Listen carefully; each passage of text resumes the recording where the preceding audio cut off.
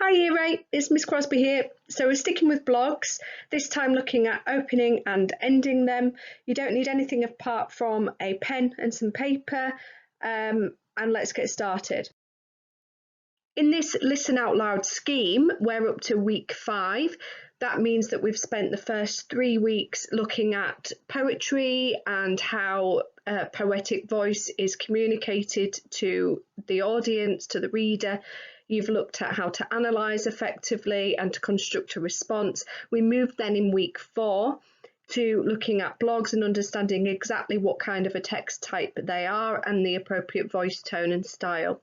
This week you've had a lesson with Miss Fleming where you've looked at picking a topic and how to research that topic and to plan for it. So you should have watched all of those videos before we get started with mine, because we're going to go into a recap now of looking at that topic, and then we're going to look at openings and endings for your blog. So you need all that information ready. So as I've mentioned probably about 3 or 4 times already, we're looking at opening and ending your blogs. And just to finally recap, you should have watched Mr. Oddie and Mr. Thompson's and Mrs. Fleming's lessons on blogs, because without those lessons you will not have the required information to help you to continue. So make sure you've got that information with you and you are ready. You will have researched a chosen subject. That might have been a particular person, as Mrs. Fleming talked you through, or you might have gone for something completely different, which is absolutely fine. You will have then planned your blog, and if you haven't planned it, please make sure you do that now, because I'm going to be going through how I planned very quickly, but then we're going straight into writing an introduction. So, quick task. This is my topic. I'm going to give you 3 clues, see if you can work out who this person is.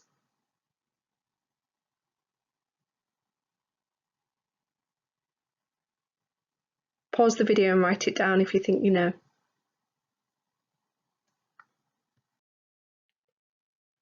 Well done if you wrote down that Taika Waititi is a New Zealand filmmaker and actor. He has written, produced, directed and acted in a whole heap of films that happen to be some of my favourite movies ever. Some of you will even know this about me. In the bottom right is a nice gif from Hunt for the Wilderpeople, which is my most favourite film ever, which I went to watch on my 30th birthday, even though I'm only 21. So I watched Miss Fleming's lesson and looked at the different ways in which we can construct a plan.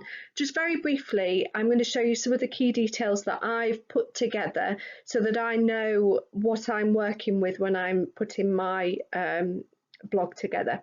So it was quite clear that we needed to try to find a personal angle. As you'll know from the last 3 lessons on blogs, a blog is a very personal text, and so it's important that in order for your readers to connect with you, that you introduce that personal angle.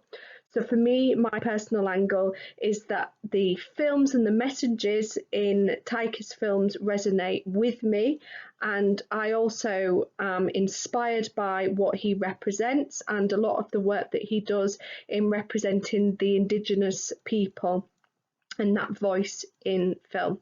I've also written some quotes down that I think are quite important in the kind of angle I want to take on this blog. And I've got some facts that I think might be really interesting. It might help for you to do what I've done, which is in a nutshell, sum up your topic or your person, just so that you have a really concise summary of that particular thing before you start unpicking what you want to talk about. All of my ideas in the ideas board on the previous slide were quite nicely presented and eye-catching, but they certainly weren't a blog. In fact, they looked a little bit more like the way we would access information on a Wikipedia page. And it's really important that we understand the difference between something online, such as a Wikipedia page, and a blog. So a quick task for you now. I'm going to run the countdown counter and I would like you to jot down the differences between a Wikipedia page and a blog.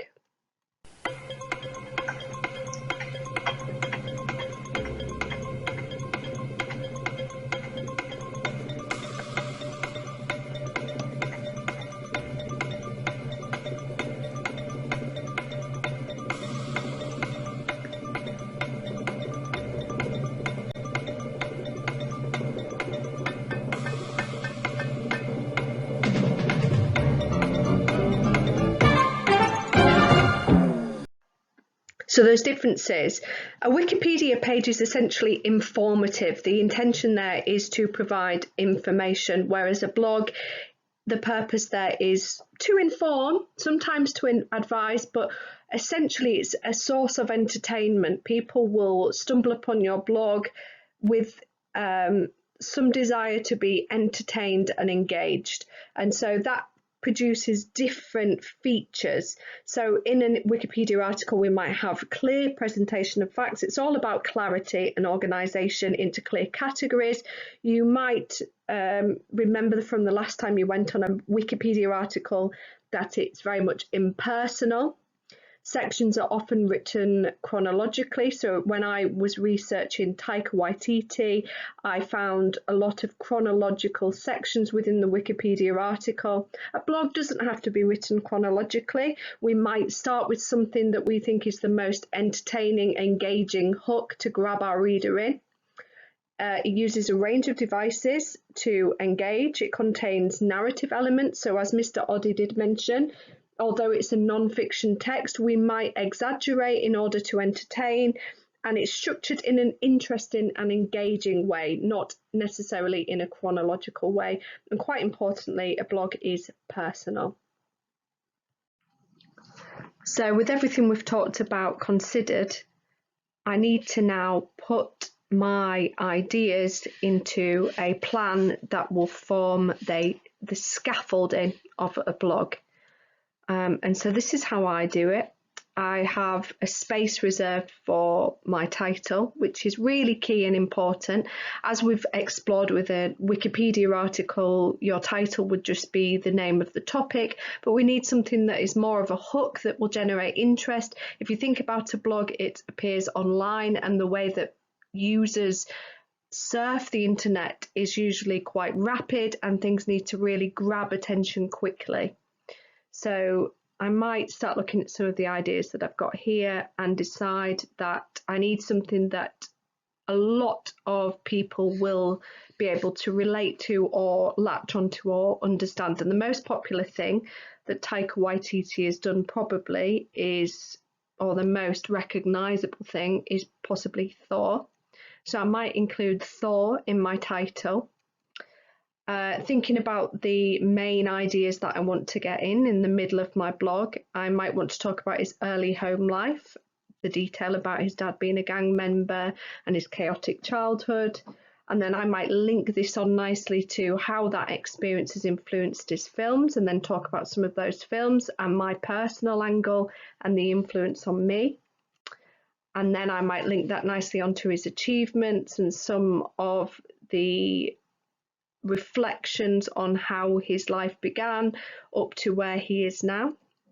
And then it's at this point that I might be able to have a better understanding of what I will put into my opening. So I obviously want to cover some of those big themes, and I want to reveal something to my reader that they don't already know.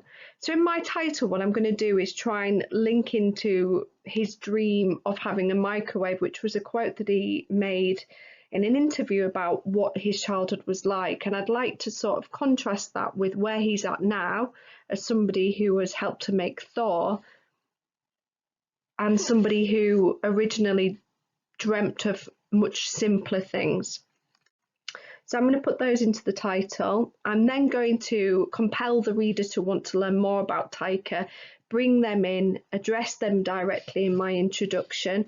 So I might expand upon exactly what my title is getting at, and try and persuade the reader that this is somebody that they have perhaps heard of but don't know enough about, and make them feel like they want to read some more. And then at the ending, it's always nice to have some sort of circular structure. So I might link back to his messages of being hopeful, his ideas about humanity, about family, which would be a nice link back to his home life, and try and make it really relatable and summarize the points of my blog. So that's how I've put all those ideas together. Let's see how we can flesh out the opening and the ending then.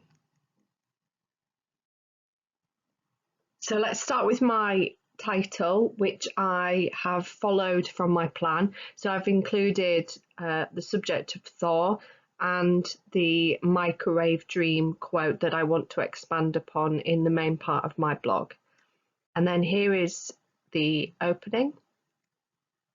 What I'd like you to do is, after I finish speaking, pause the video, perhaps complete the stretchy thinking task, and then list down as many different language and structural features that you can identify from my opening that I've used to engage the reader.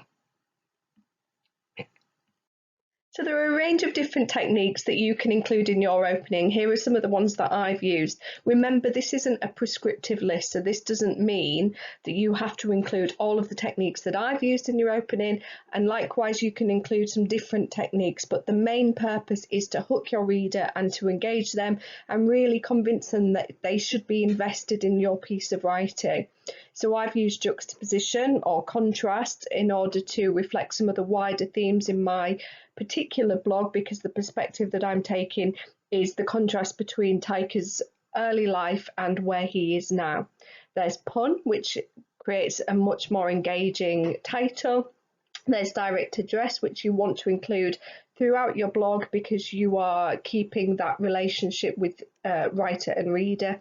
Rhetorical questions, a range of different sentence structures and punctuation, notably the use of brackets to add a certain tone, and hyphenated phrases to add emphasis.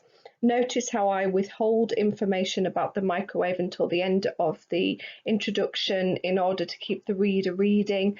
And also notice that just because you are writing an introduction doesn't mean it needs to be one paragraph. You still need to follow the rules of tip-top, so that means changing paragraph for a different time, place, topic or person. So my opening, for example, is 2 paragraphs long, but it doesn't have to be. It can be whatever it needs to be to introduce your reader to whatever you're writing about. I've got some figurative language in there, some repetition and listed information just somewhere in the second paragraph, and some quoted speech to add credibility to what I'm writing about. And again, there's an opportunity for you to pause here and just read my ending and then list down some of the features that you observe from that ending, and then you can check them in the next slide. And again, here are some of the features that I used in my ending. I have used quite a lot of emotive language because the topics, the themes within my blog are quite emotive. I'm referring back to the opening, to the title. That's really important because it helps to make your piece of writing a lot more cohesive.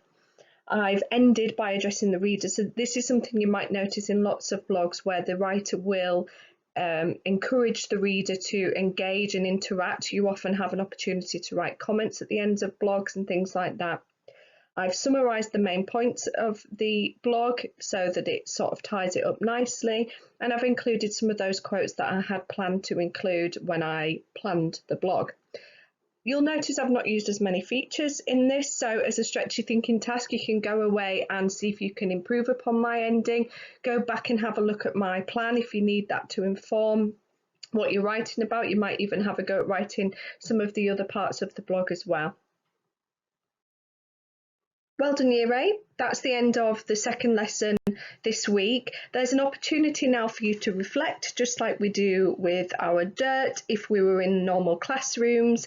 So have a little bit of reflection about how you've done today, and that will help you to make progress and approach the next lesson or approach writing your blog with a lot more focus. So did you complete the main task using all of your effort? Were there any challenges that you had to overcome, and how? Were you able to empathise with the person you've picked? And how will you encourage the reader to empathise with the topic that you're going to be writing about? Have you been able to be independent? And how will you do better next time?